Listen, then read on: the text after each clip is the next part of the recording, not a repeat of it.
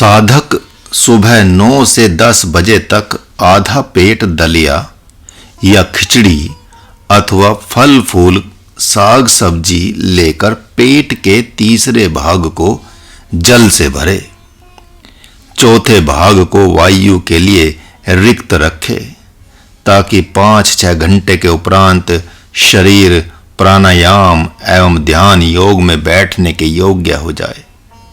11 बजे दिन से लेकर शाम 4 बजे के मध्य कुछ शारीरिक कर्म तथा स्वाध्याय करें। शाम 5 बजे से लेकर 8 बजे तक ध्यान योग में बैठने वाला साधक 9 बजे तक पूर्वोक्त प्रसाद पावे और 5 से 11 बजे तक बैठने वाला साधक 11 से 11:30 बजे तक किसी भी अवस्था में प्रसाद पाले। अब 5 से 11 बजे तक बैठने वाला साधक ध्यान में बैठने का समय बदल दे। वह 9-10 बजे सवेरे हल्का आहार लेकर पुनः 3-4 बजे शाम को भी हल्का प्रसाद ले ले। 4-5 बजे तक टहले। 5 से 6 बजे तक शौच स्नान करके 7 बजे तक थोड़ा ध्यान में बैठ ले। पुनः 7 से 11 बजे रात्रि तक शयन करे और 11 बजे रात्रि से सुबह 6 बजे तक ध्यान में बैठे। 6 से 7 बजे सवेरे शौच स्नान, 7 बजे से 8 बजे तक आसन प्राणायाम, 8 बजे से 9 बजे प्रार्थना ध्यान और चिंतन करता रहे।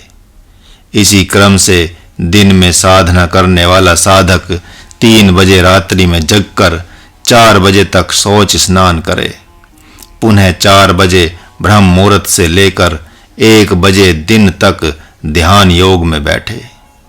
1 से 2 बजे तक आसन प्राणायाम से 2 से 3 बजे तक भोजन प्रसाद पाकर 3 से 4 बजे तक स्वाध्याय, 4 से 5 बजे तक टहलना, 5 से 6 बजे तक शौच स्नान, 6 से 7 बजे तक ध्यान और 7 से 8 बजे तक साग सब्जी फल फूल का थोड़ा आहार। 8 से 10 बजे रात्रि तक पुनः स्वाध्याय और 10 बजे रात्रि से 3 बजे रात्रि तक नींद लेकर जग जाए। साधक अपनी सुविधा एवं सामर्थ्य के अनुसार प्रत्येक महीने में 1 घंटा आसन को बढ़ाते हुए सुबह 4 बजे से शाम 6, 7, 8 बजे रात्रि तक बैठकर आत्मचिंतन सहित ध्यान योग का अभ्यास करें, या शाम 6 बजे से लेकर सुबह 6-7 बजे तक यानी रात भर चिंतन सहित ध्यान योग का अभ्यास करें। जब साधक लगभग 7-8 घंटे तक बैठकी अर्थात आसन बदल भी ले में बैठकर चिंतन एवं ध्यान कर लेता है तो उसकी नींद 3 घंटे में पूरी हो जाती है तथा भूख भी अति सूक्ष्म हो जाती है। जब साधक एक बैठकी में 9-10 घंटे बैठ लेता है तो नींद 2 घंटे में पूरी हो जाती है। उसके उपरांत तो नींद संकल्पवत हो ही जाती है। यही कहानी भूख की भी है। जैसे जैसे ध्यान बढ़ता जाएगा वैसे वैसे भूख कम होती जाएगी, आहार हल्का होता जाएगा। 24 घंटे में एक बार प्रसाद पाने पर भी शरीर में शक्ति और सामर्थ्य बनी रहेगी। भूख वाणी में रह जाएगी।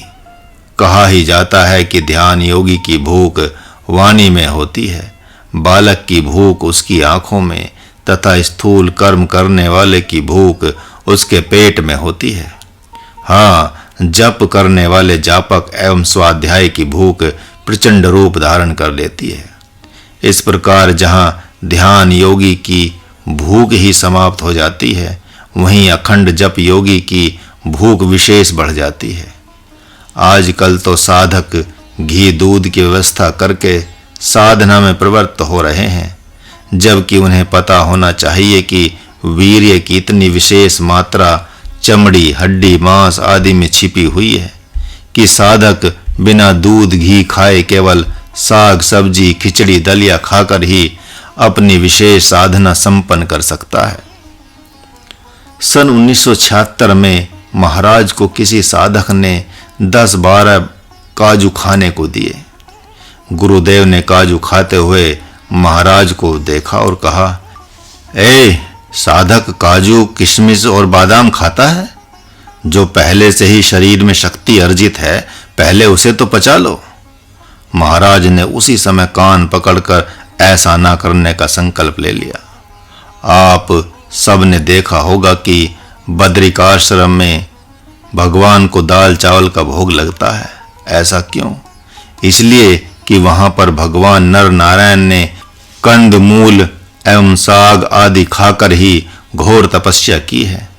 कालांतर में साधना करने वाले साधकों ने चावल दाल का ही उन्हें भोग लगाकर और वही प्रसाद स्वयं पाकर अपनी साधना संपन्न की है। तभी से आज तक भोग लगाने का वही क्रम चला आ रहा है। आज तक जितने भी साधक संत एवं योगी हुए हैं, उन्होंने जप तप योग की प्रारंभिक अवस्था में कंद मूल साग पात फल फूल एवं अन्न में सात्विक अन्न जैसे चावल जौ मूंग तिल आदि का ही सेवन किया है। आप हवन की ही सामग्री को देखें। तिल का आधा भाग चावल, चावल का आधा भाग जौ, जौ का आधा भाग औषधियां तथा औषधियों के अनुपात में अर्थात उसके आधे से आधा पंचमेवा होता है तथा घी की मात्रा तो और भी कम हो जाती है। इस प्रकार सात्विक आहार समयानुसार लेने से शरीर के साथ साथ स्थूल प्राणों की भी मैल दूर हो जाती है। प्राण सूक्ष्म से अति सूक्ष्म होता जाता है। ध्यान योग में आचार विचार आहार व्यवहार मुख्य आधार हैं। इन पर सजगता से जितना ही ध्यान दिया जाएगा, साधना उतनी ही निर्विघ्न संपन्न होगी। उपरोक्त आध्यात्मिक ध्यान योग के समय शरीर मन वाणी एवं चित्त में प्रतिक्रिया क्या होगी, इसे भी जान लेना चाहिए। हाँ, यह नियम है कि जहाँ याद जाती है वहीं मन भी चला जाता है, यही नहीं प्राण भी वहीं चला जाता है। इस न्याय से जब शरीर और संसार को छोड़कर नेत्रों को सम शांत अवस्था में रखते हुए जगत और शरीर के बीच में दृष्टि को स्थापित कर आत्मचिंतन होगा, तो स्थूल प्राण निष्क्रिय होते होते अंतर्मुख होते जाएंगे। बाहर से तो अंतर्मुख होंगे और भीतर में ऊर्ध्वमुख होंगे। उनके साथ साथ मन और वाणी भी अंतर्मुख होते जाएंगे।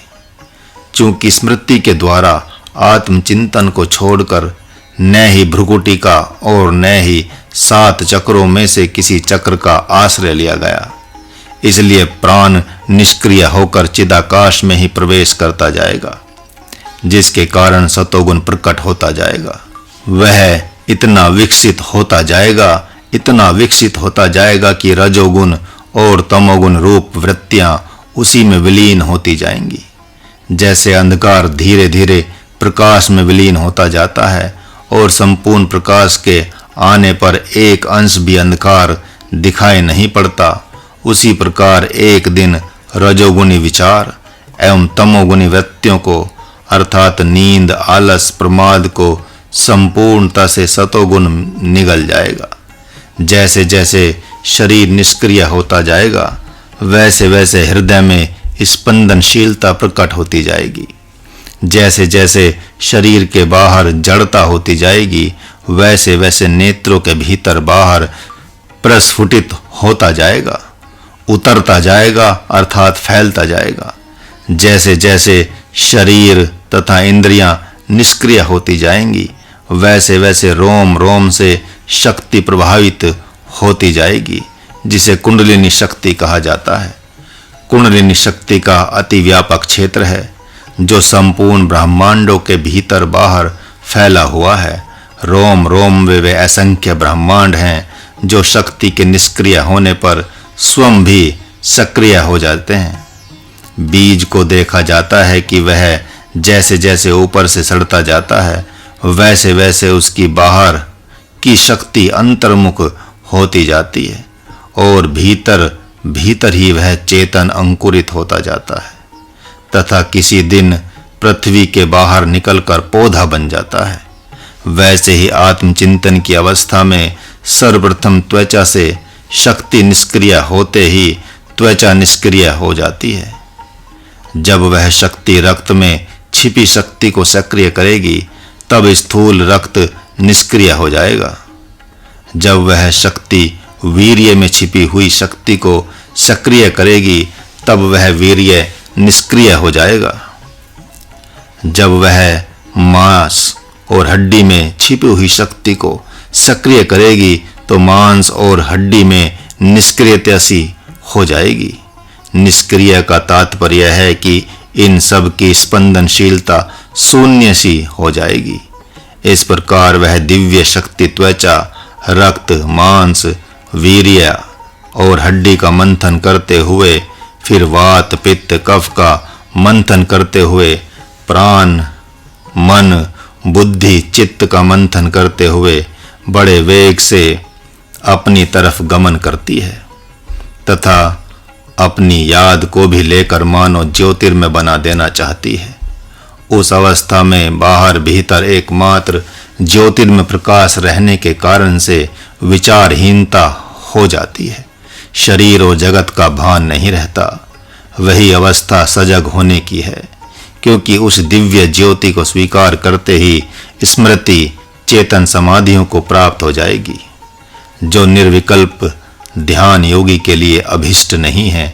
यदि वैसी अवस्था में उस दिव्य शक्ति का अनुमोदन न किया जाए, अपने साक्षी स्वरूप में ही रह जाए, तो स्वयं वह दिव्य शक्ति अपने आप के स्वरूप में अर्थात दृष्टा रूप में विलीन होते होते दृष्टा रूप हो जाएगी। इसी को ज्ञान में समाधि कहते हैं।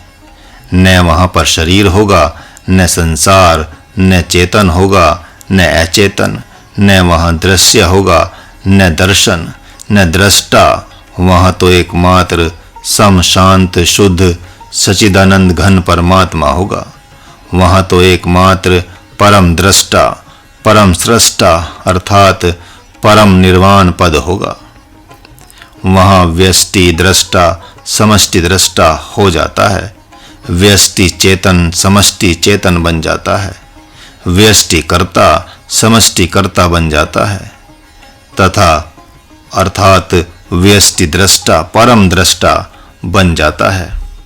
ध्यान रहे, आत्मचिंतन करते करते शरीर, मन एवं प्राण के अंतर्मुख होने पर जब शक्ति भीतर बाहर से प्रवाहित होने लगती है तो नेत्र भी अपने आप बंद हो जाते हैं। अतः उसकी चिंता साधक को नहीं करनी चाहिए। यहाँ तक कि चिंतन करते करते अचिंतन रूपता अपने आप प्रकट होगी, उसकी भी चिंता न करें। वह तब तक चिंतन करता रहे जब तक साक्षित्व ही शेष न बचे।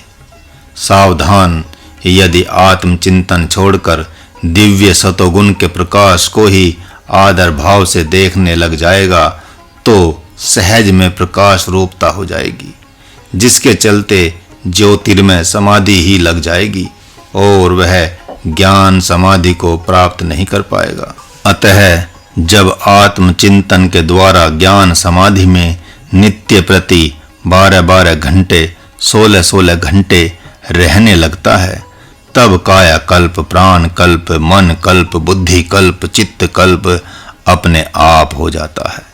अर्थात ये संपूर्णता से निर्विकार ही हो जाते हैं और वह निर्विकार निर्मल चित्त योगी संपूर्ण दैहिक, दैविक तथा भौतिक तापों से मुक्त होकर ब्रह्म रूप हो जाता है। अब जिन साधकों को यह निर्विकल्प ध्यान जो प्रभु के द्वारा वर्णित है समझ में नहीं आया है, तो वे सुगमता पूर्वक कैसे इस ध्यान योग को प्राप्त करें। महाराज इसे थोड़े में ही संकेत कर देता है। जिस प्रकार बच्चा दरवाजे पर खड़ा होकर माँ को पुकारता है और आवाज देकर दरवाजा खुलने की प्रतीक्षा करता है, उसी प्रकार उपरोक्त आत्मचिंतन को इस भांति करें जैसे वह भ्रुकुटी को देखते हुए अपने दृष्टा रूप को स्मरण कर रहा हो। वैसी अवस्था में उसकी स्मृति के दो भाग हो जाएंगे। एक भाग से भ्रुकुटी को देखता रहेगा और दूसरे भाग से आत्मचिंतन करता रहेगा। आत्मचिंतन करते करते जब वह 10-15 मिनट के लिए मौन हो जाएगा तो उस समय भी स्मृति का दो भाग हो जाएगा।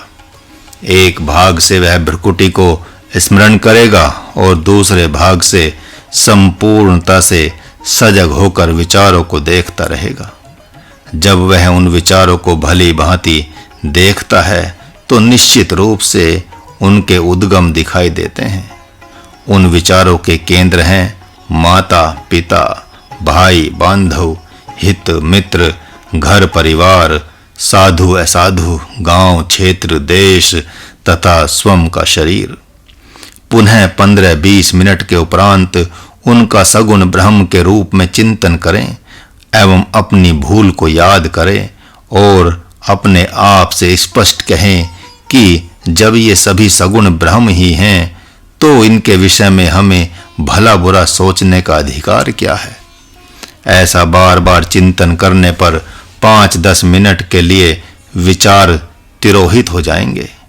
उस अवस्था में प्राणों के ऊर्ध्वगामी होने के कारण से तथा शक्ति के सक्रिय होने से भ्रुकुटी में दबाव होता है, जिससे वह घबराए नहीं। वह जाने कि जब भ्रुकुटी में दबाव हो रहा है तो कुछ ही दिनों या महीनों में शब्द या प्रकाश प्रकट होने वाला है।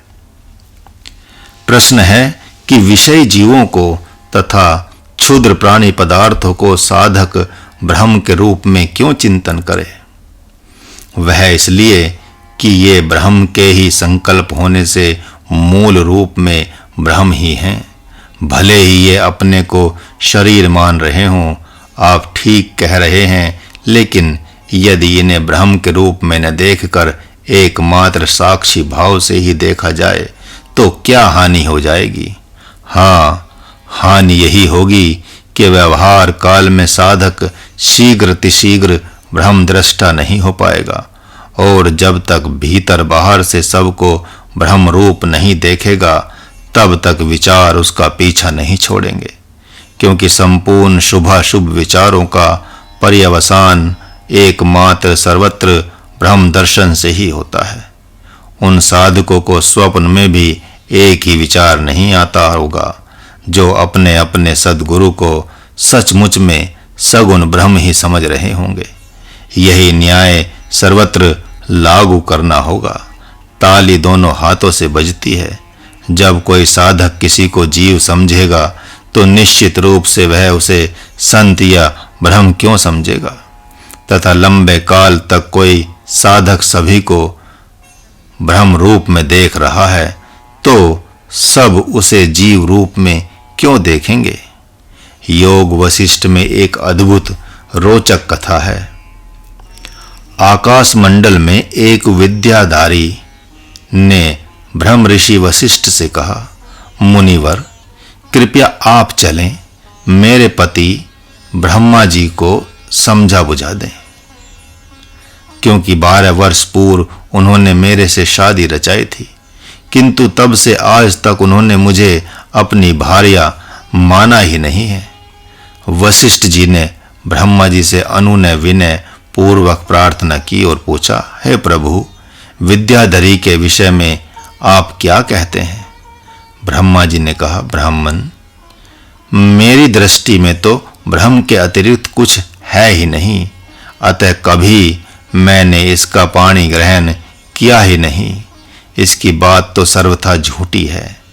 तब विद्याधरी ने ब्रह्मा जी से कहा, हे प्रभु, 12 वर्ष पूर्व मैंने ही स्वयं आपको पति रूप में मन से मान लिया था, लेकिन आपने अपनी ब्रह्म दर्शन रूपी दृष्टि का त्याग नहीं किया, जिसका परिणाम हुआ कि अब मैं भी आपको ब्रह्म रूप में देखने के लिए बाध्य हो गई हूँ। मैं भी ब्रह्म विषयी होकर निर्विषयी बन गई हूँ। आश्चर्य की बात तो यह है कि मेरी विषय वासना भी ब्रह्म वासना बन गई है, क्योंकि यह नियम है कि रागी पुरुष के राग को लंबी अवधि तक अवसर न मिले विषयों को भोगने का, तो वह विरागी बन जाता है। जैसे किसी भी बीज को अंकुरित होने के लिए हवा, पानी, प्रकाश न मिले तो लंबे काल के उपरांत वह सड़कर मिट्टी ही बन जाएगा। हे प्रभु, मेरी वासनाओं की भी यही स्थिति हो गई है। यही नहीं, अब मुझे ब्रह्म ज्ञान पाने की अति लालसा उठी है। अतः आप मुझे अपनी शिष्य समझकर आत्मज्ञान दें। ऐसा सुनकर ब्रह्मा जी ने उसकी प्रार्थना स्वीकार कर उसे आत्मज्ञानी बना दिया।